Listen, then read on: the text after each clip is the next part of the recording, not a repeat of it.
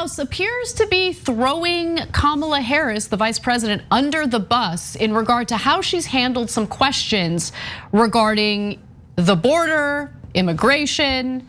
This is pretty fascinating considering the fact that President Joe Biden has tapped her to deal with one of the more complex and contentious issues in the country right now.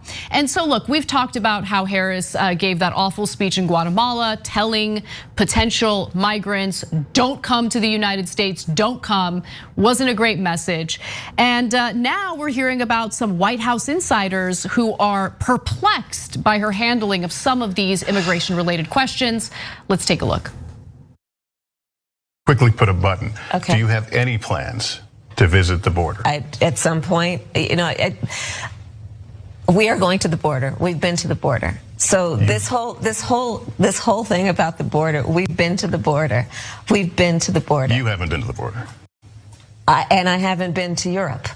And I don't understand the point that you're making. I'm not discounting the importance of the border. Well, I mentioned it because even I know Republicans have certainly come at you on this. I'm in Guatemala because my focus is dealing with the root causes of migration.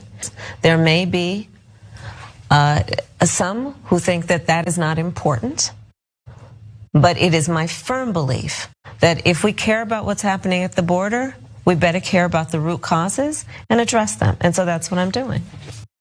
Second half of that answer, good. Yeah. Stick to that. First half of that answer, pretty awful. Pretty awful. Both what she said and the pace at which she said it. So the actual well, I haven't been to Europe, which would be bad enough. But don't pause for 3 seconds like you're coming up with a zinger. No. If that's what you're gonna have. I know. That was a terrible answer. First of all, let's just.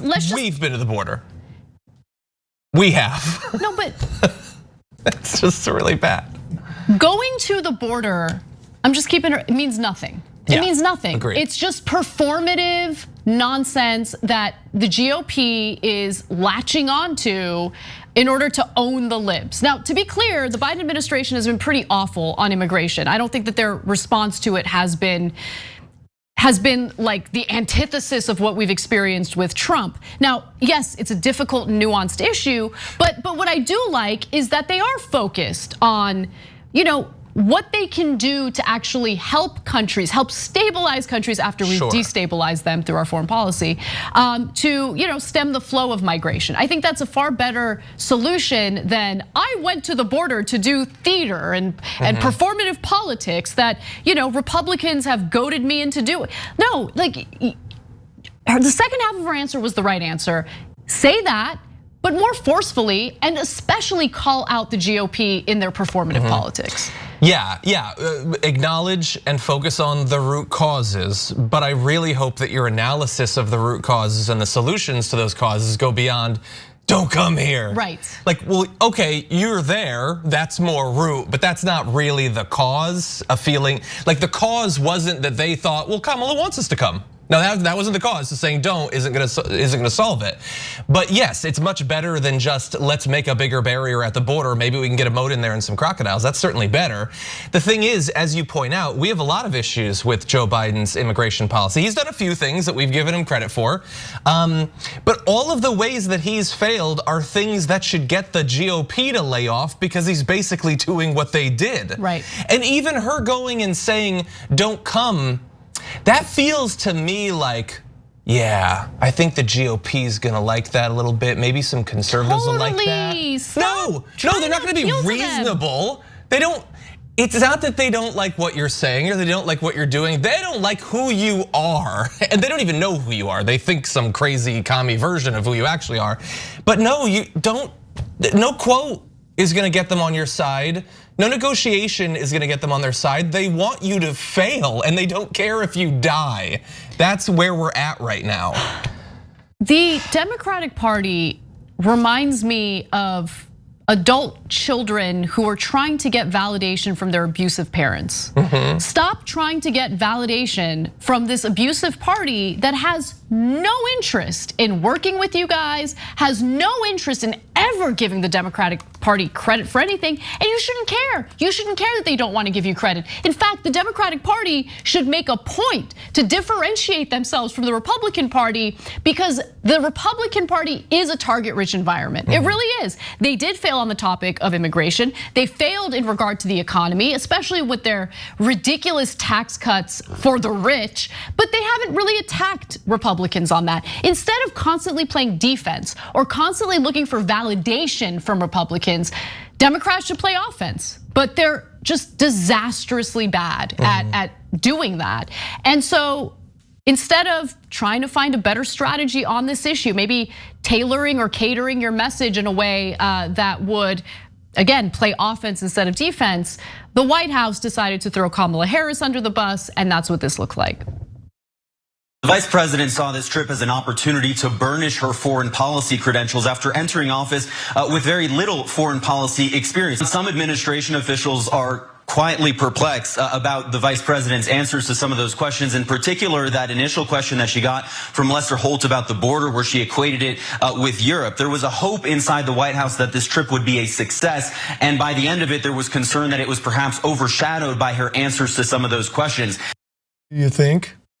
So that's the White House's response to all of this. Like, ooh, she didn't do good. Let's tell her, let's just put out some statement about how perplexed we are. No, you guys suck. You guys also suck. Yeah, I'm sure they're really bothered by it, the fact that the focus is on her instead of him. But look, you're right to point out the performative trips to the border. I'm less against that stuff maybe than you.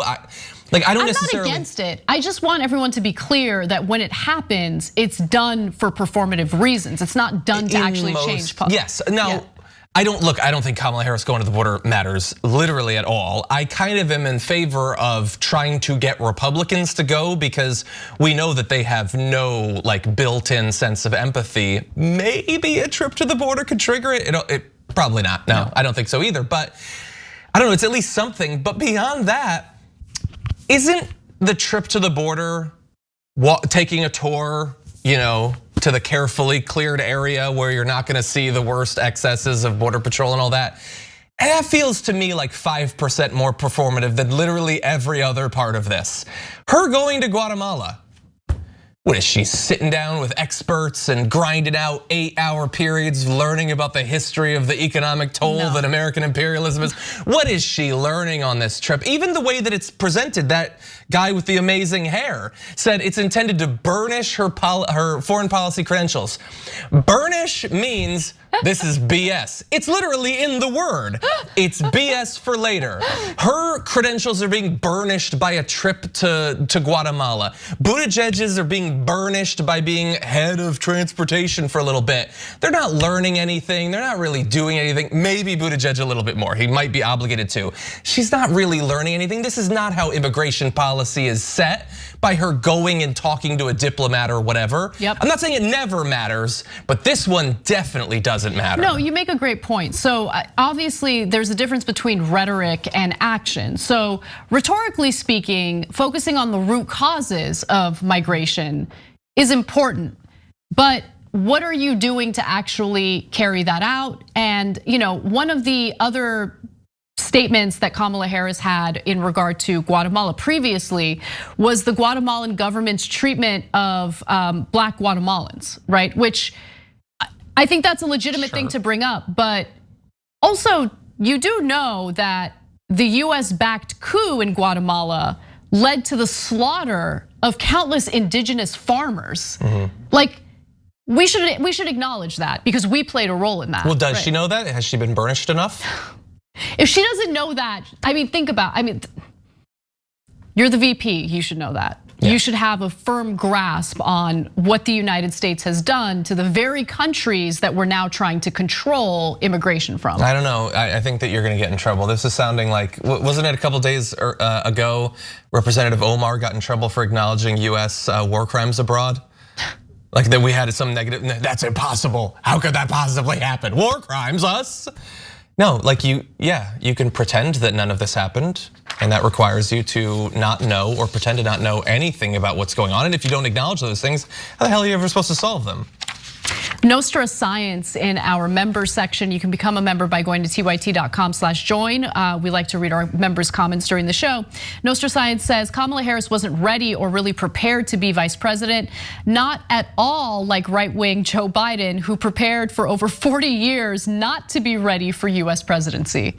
It's actually a really good point. And you should always be skeptical of people who eye the presidency from the get-go, right? I mean, I think the best public servants are people who don't really want to be public servants. Yeah.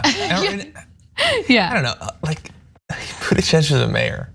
I know, of a small town. I know. Imagine being like, next up, the world. It's insane. They're all arrogant. This is just slightly more obvious. Thanks for watching The Young Turks, really appreciate it. Another way to show support is through YouTube memberships. You'll get to interact with us more. There's live chat emojis, badges. You've got emojis of me, Anna, John, JR. So those are super fun. But you also get playback of our exclusive member-only shows and specials right after they air. So all of that, all you gotta do is click that join button right underneath the video. Thank you.